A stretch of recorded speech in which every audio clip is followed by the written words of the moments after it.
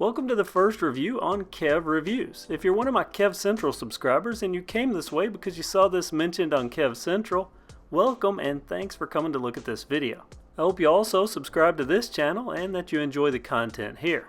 Today I'm going to be looking at an affordable action camera. Now my action cam lineup consists of a few GoPro cameras ranging from a Hero session to a Hero 5 session on up to a Hero 6, and I have a Hero 7 on the way.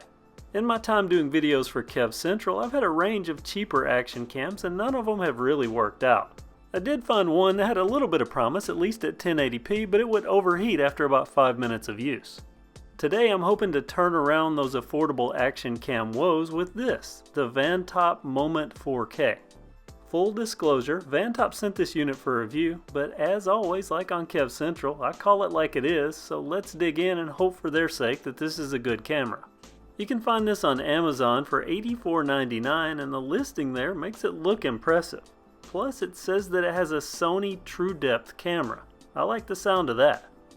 The packaging is nice. It looks like a cylindrical version of a GoPro package with the camera visible up top and all the accessories hidden inside, and in this case, it lists plenty of accessories.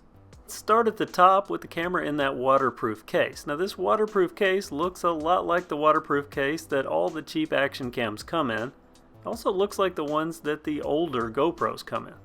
The camera itself looks nice. It's very light, it weighs less than a GoPro but not by much, and ready for action, meaning it has the battery and the memory card installed, weighs in at 2 3/8 ounces or 66 grams for our metric friends. It comes out of the package with a battery installed and it's a 3.7 volt 1050 milliamp hour. And the instructions say that it lasts for 70 minutes, but we'll see about that. Inside the accessory compartment there are definitely the quoted plenty of accessories, so the packaging didn't lie. There are mounts galore. All of these mounts are GoPro compatible, and it even includes a handlebar mount. That'll be important to the fans of KevCentral. It also includes a remote control and an extra battery. I like the inclusion of an extra battery, but what I like even more is that this memory card, it's a Kingston Class 10 32GB. There was also a backpack stuffed in there. It folds in on itself so it can compact down well, and it's sort of cool looking, albeit flimsy, so I won't be using it. On the bottom of the camera you'll find a micro HDMI port, also a micro USB port for charging, and of course the battery compartment, and just like on a GoPro it holds the memory card. Charged and ready to go, the camera can be powered on by holding down the power button for about 3 seconds, and that'll boot into a functional but simple menu system with all the usual indicators: battery, image stabilization, record time, and so on. This camera has multiple modes, and I'll cover those in a different video because today we're going to be looking at the video recording. And you'll see that there are resolution options from 4K 24 frames per second all the way down to VGA 240. One thing that took me a bit to figure out was how to enable and disable the electronic image stabilization. To do that, you have to go to gyro sensor. There you can enable it, and you'll see on the screen up next to the battery indicator if you have it turned on or not. There's also an app available for this camera called Cam King. It has 2 whole stars on the App Store, and I think that's about accurate. The max shooting resolution I could get out of the app was 1080p, so I quit using it.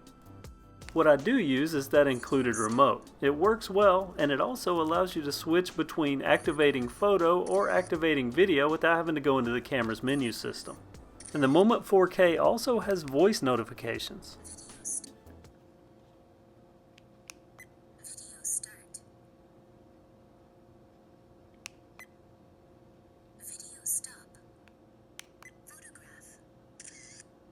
Alright, let's give this a go and hopefully not be disappointed.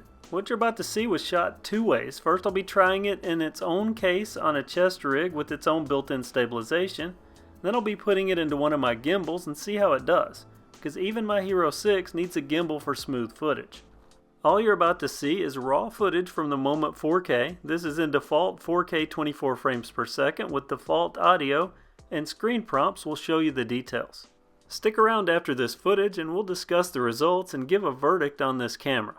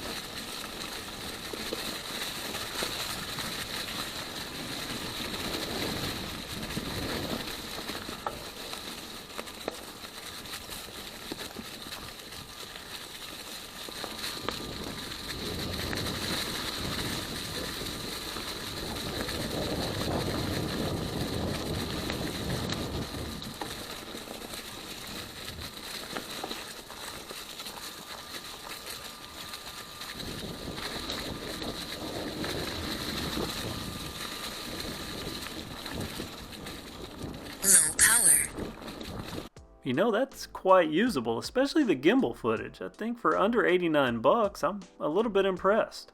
I only use 4K footage because of what I do, and I'd really like to see more than 4K 24, but I mean, this is usable. Battery wise, I didn't get 70 minutes, no surprise there. I got about 20 to 25 per battery, which is okay, but not great, though it was in the low 40s when I was shooting, so that's going to reduce battery performance. I might revisit these batteries later on when it's warmer. And I'm still pleased with the fact that you get a brand name Class 10 memory card. And it wasn't until I was filming this part that I saw that you could get a free 64GB Class 10 just by submitting a review to them via email. So overall, I think it's a fair statement to say that this is a decently usable camera, especially if you can't afford a GoPro and you need an action cam to film your mountain bike riding. Or maybe you ride with that person that's always wanting to borrow your action camera, but you don't really trust putting your GoPro on their bike.